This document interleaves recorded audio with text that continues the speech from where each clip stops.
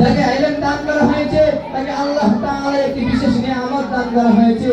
তাই তো মহান রব্বুল আলামিন সূরাতুল বাকারা 269 আয়াত নামের মধ্যে বলেন, ওয়া মান ইউতাল হিকমাতা ফাকাদ উতিয়া খায়রান কাসীরা ওয়া মা ইয়াযাক্কারু ইল্লা উলুল আলবাব। অর্থাৎ যাকে ইলম দান করা হলো তার বিপুল পরিমাণে সৌভাগ্য লাভ করা হলো। মুহতারাম হাজিরিন, সঠিক ইলম যার মধ্যে রয়েছে সে কখনো পথভ্রষ্ট হবে না, অন্যায় কাজ করবে না, অন্যায় পথে চলবে না, তার দ্বারা আল্লাহ তাআলা নাফরমানি করা কোনোভাবেই সম্ভব নয়। পক্ষান্তরে একজন জ্ঞানহীন ব্যক্তি সে অন্যায় কাজ করবে, অন্যায় পথে চলবে এবং খুব সহজে গুনাহের কাজে লিপ্ত হয়ে যাবে।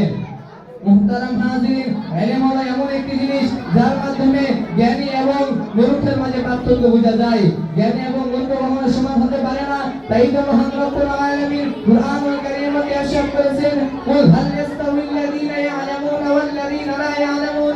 অর্থাৎ হে নবী, আপনি বলে দিন তোমাদের মধ্যে যারা জানে এবং যারা জানে না তারা কি সমান হতে পারে? মুহতারাম হাজিরিন, এবার আসুন ইলমের কতটুকু গুরুত্ব তা নিয়ে আলোচনা করা যাক। আশরাফুল মাখলুকাত মানব জাতি পৃথিবীর অন্যান্য সৃষ্টিকে সৃষ্টিতা লাভ করেছে কারণ তার মাধ্যমে মানুষ তার অন্তঃকরণকে পবিত্র করে মাননীয় গুণাবলী অর্জন করতে সক্ষম হয়েছে।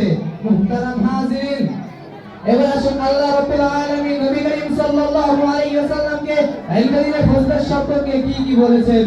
নবী করিম সাল্লাল্লাহু আলাইহি ওয়াসাল্লাম বলেন, মাইরিদিল্লাহু বিহি খায়রান ইউফাকিহু ফিদ্দীন।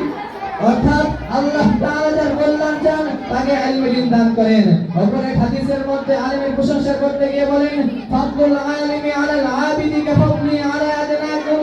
অর্থাৎ তোমাদের মধ্যে সর্বনিম্ন পর্যায়ে যে ব্যক্তি রয়েছে তার উপর আমার যতটুকু মর্যাদা ঠিক একজন জ্ঞানহীন আবেদের উপর একজন আলেমের মর্যাদা।